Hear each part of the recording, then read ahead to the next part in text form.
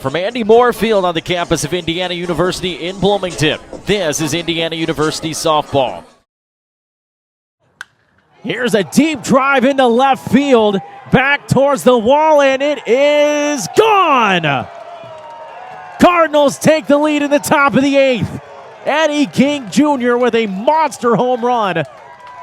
And the Cardinals have recorded 4 runs in the top of the eighth inning. They lead 6-4. Sokolsky delivers home. This one lined out in the left center field, and it is gone!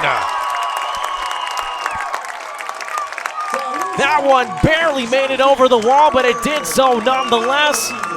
The last hit for Indiana came in the bottom of the second inning. It was an RBI double for Josie Bird. This time she has a solo shot to left center field. Wiggins watched it just barely creep over. Jack Basir drills one deep to center field. Back at the wall is Dickerson, and that one's gone. 3 straight pitches, 3 straight home runs for the USC Trojans. You blink, you might miss, and we're tied up at 3 apiece. The 2-1. This one chopped out into left field, and what a catch!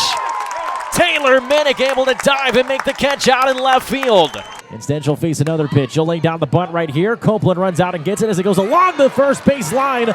Picked it up with her glove in the left hand, shoveled it off to first base, and the putout was made. 3 of the 4 runs that Indiana scored yesterday.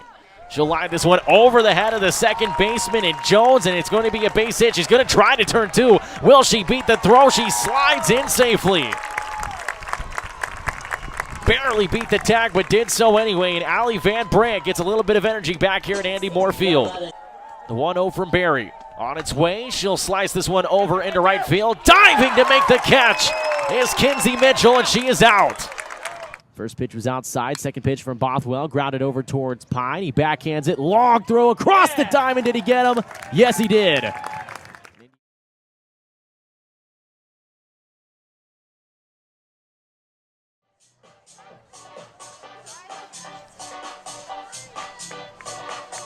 Back at Andy Moore Field for the bottom of the 7th inning. Between the number 7 Oregon Ducks and the Indiana Hoosiers. Indiana trying to avoid a series sweep out the hands of the visitors from Eugene, Oregon. And obviously the Ducks going to try to complete the sweep here. They have a 9-5 advantage to the Ducks. And Indiana has to try to make up 4 runs. Here's a liner out into left. Brianna Copeland, first pitch, is able to get a base hit to lead things off for the Hoosiers as the lineup card flipped over with her at bat. And quickly, Indiana with a base runner over at first. It's the senior, Brianna Copeland, playing her final game here at Andy Moore Field, as this is the final home game that Indiana will play here in the friendly confines this season. It'll be the same for our next batter, Taylor Minnick, the Bloomington native. Hometown hero going to try to play some hero ball here in the bottom of the 7th inning. Indiana certainly hoping that this is not their last inning of softball here at Andy Moore Field, and if it is, they want to make sure that they go out with at least 10 runs here in the bottom of the 7th. That is total for the game, obviously. They need 5 here in the half inning. Here's a drive into right field. That one back, and it's long gone. Taylor Minnick, the senior, in her final game here at Andy Moore Field, goes long ball to right field. A 2-run shot cuts the lead down to 2. It's 9-7.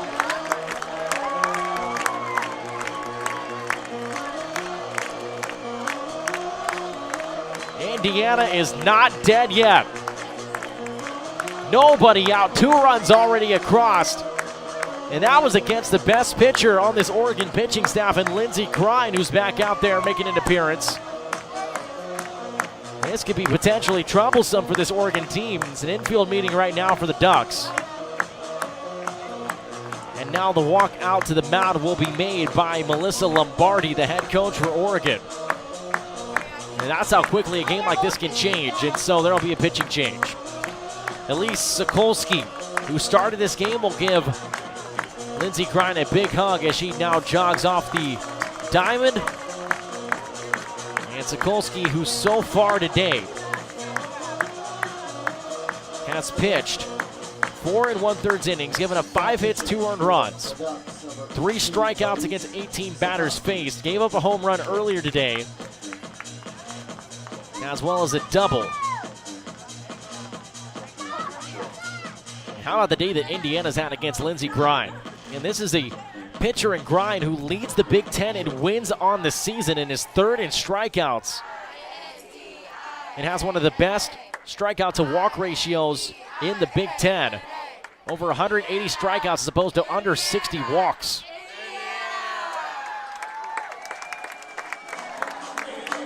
We'll see what the Hoosiers can do. Again, this is what Indiana has done against Grind. 5 hits, 5 earned runs, only 2 strikeouts against 11 batters, 2 home runs and a double over the course of 46 pitches, and just 1 2/3 innings completed for Lindsey Grind. And so we'll see if Elise Sokolski can hold things on for this Oregon team. Again, a win for Indiana would go miles for this team in trying to secure a postseason berth in the NCAA tournament. They're on the right side of the bubble right now, but this would all but secure their claim to that. Avery Parker now up to bat. 0 for 3 on the day, 2 ground outs and a pop out. Sokolski steps back up to the circle. First pitch on the way and a hitter on the elbow. A hit by pitch puts Parker over at first base with still nobody out. And this could set up a very dramatic finish. Kinsey Mitchell, the third of the 3 seniors for this Indiana team, will now step up to bat as now Peyton Drummond, the Floyd's Knobs native, will be in to pinch run over at first base. Kinsey Mitchell has struggled so far today, 0 for 3 with a strikeout and back-to-back groundouts.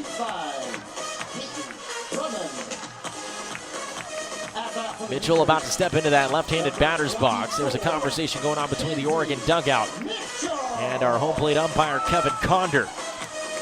Like we said, this could set up a very dramatic finish. You have Drummond over on first base, representing the run that would cut this to a 1-run deficit. Kinsey Mitchell represents the tying run, and the go-ahead run, and what would be the walk-off run, in Allie Van Brandt, who has been terrific in this series so far with 2 home runs and 3 doubles. First delivery to Kinsey Mitchell is outside for ball 1.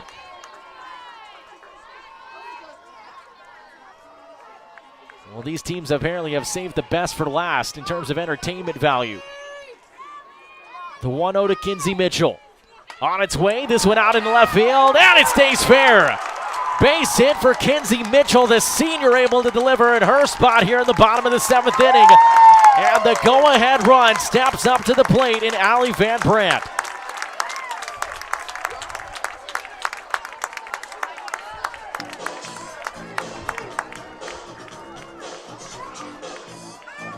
All the drama you could want and more for the final home game of the season here at Andy Moore Field. Allie Van Brandt has been terrific in this series. 8-game hit streak, 3 doubles and 2 home runs in her last 3 games, 4 home runs on the season. 2 have come in her last 3 games. First pitch up in the air, shallow center field. It will not get down. And Kedri Luchar right there to get the put out. And so quickly, that possibility is put to bed. 1 gone here in the bottom of the 7th. Now batting center fielder number 23, Melina Wilkinson. And now, Melina Wilkinson. Melina Wilkinson on the day, 1 for 3. She doubled her last time up. A double would definitely drive in at least 1 run. It might get 2. Sokolski delivers. Fastball on the outside. And it's a 1-0 count in favor of Wilkinson. Come on, 2-3, base it.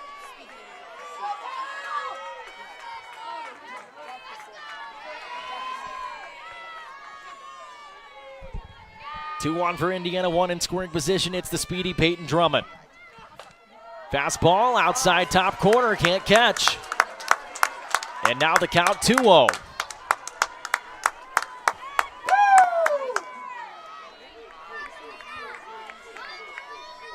Wilkinson batting .338, has 34 runs driven in on the year.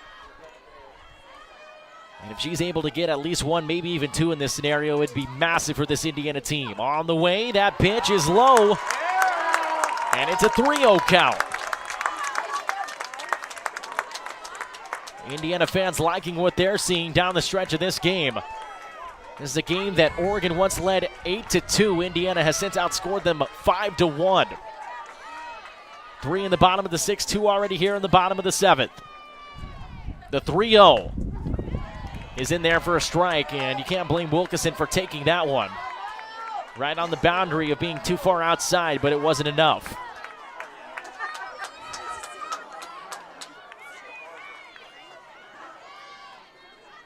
(3-1) now with 1 out, 2 runners on.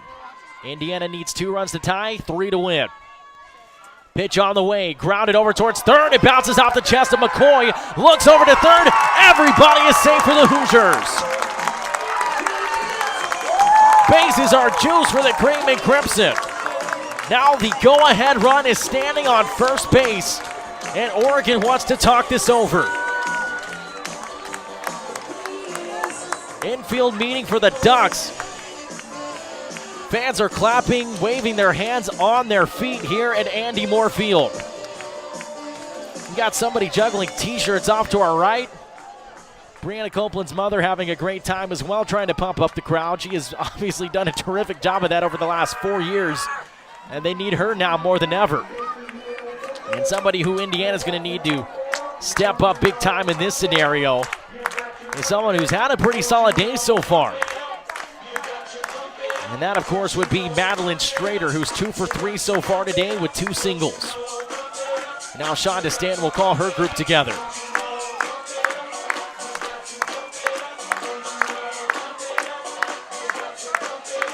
How big was that bobble over at third base? That would have had Drummond out at third if she had fielded that cleanly. It bounced off McCoy's chest, bounced up into the air. She couldn't locate it in time to toss it over to Flannery, who would have had to have covered. And so now the bases are juiced with only 1 gone here in the bottom of the 7th inning. In a 9-7 ball game. Taylor Minnick got it started after a Brianna Copeland single on the first pitch of the inning and drove a home run into deep right field to cut the lead from 9-5 to 9-7. Since then, Avery Parker was able to reach. Kinsey Mitchell was hit by a pitch. Allie Van Brandt popped out, and then Wilkeson was able to reach safely off of that play over at third base, and now there's going to be a conversation, a mound meeting for Oregon.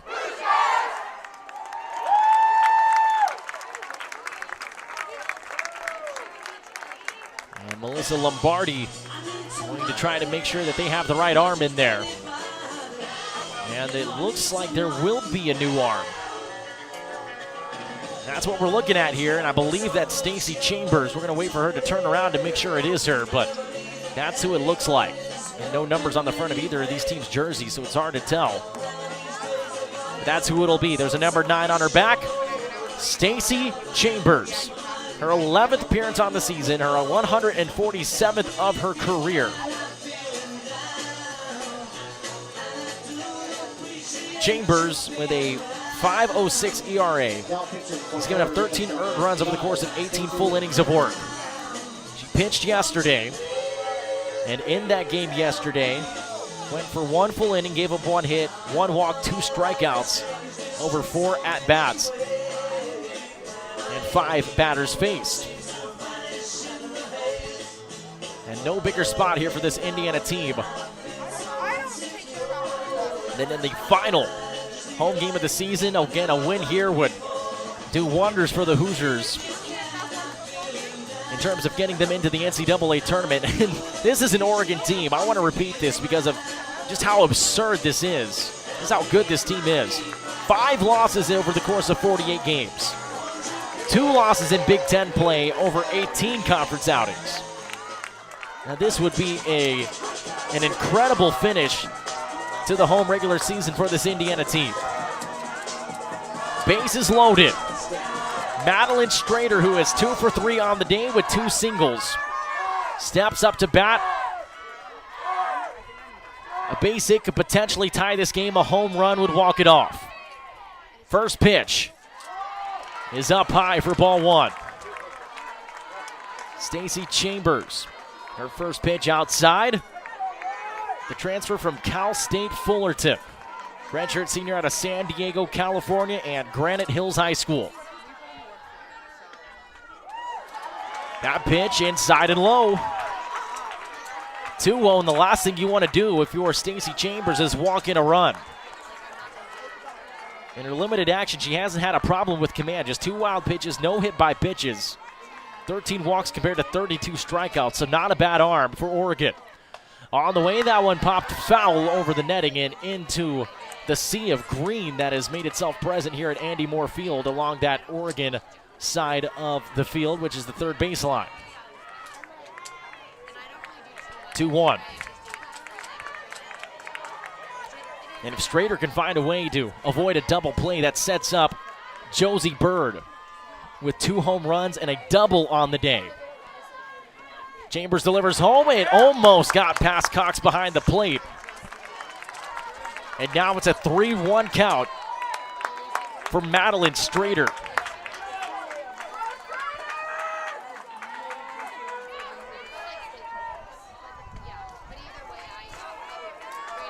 How dramatic is this? Now the umpire is going to pause play here momentarily. He's going to clean off the circle for Stacy Chambers.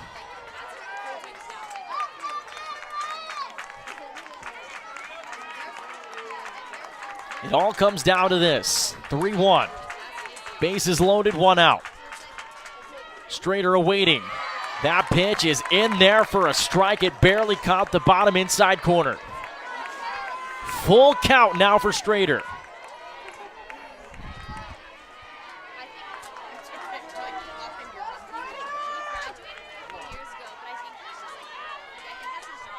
Chambers delivers. Popped up, shallow left field. A play on this one for Luchar, and she makes it. Indiana down to their final out.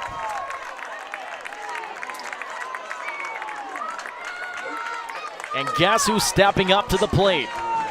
Josie Bird, the freshman from Hamlin, West Virginia. An RBI double in the second inning, a home run as well. That came back in the 5th inning. And then a 2-run shot the very next inning. 3 for 3 on the day, as hot as you can get for Josie Bird. And how terrific would home run number 3 be in this situation for the Cream and Crimson? Takes the first pitch in there for strike number 1.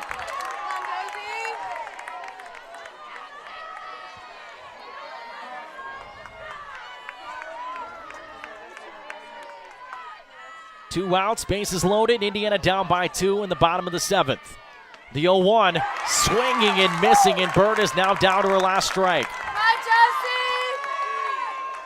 Final home game for Indiana this season here at Andy Moore Field. They go to West Lafayette next week to take on the Purdue Boilermakers, trying to avoid a sweep at the hands of the 7th best team in the nation. The 0-2. And a check swing from Bird. She almost went on that one. It was well outside and away. Let's go, 30. And so Bird stays alive for the meantime.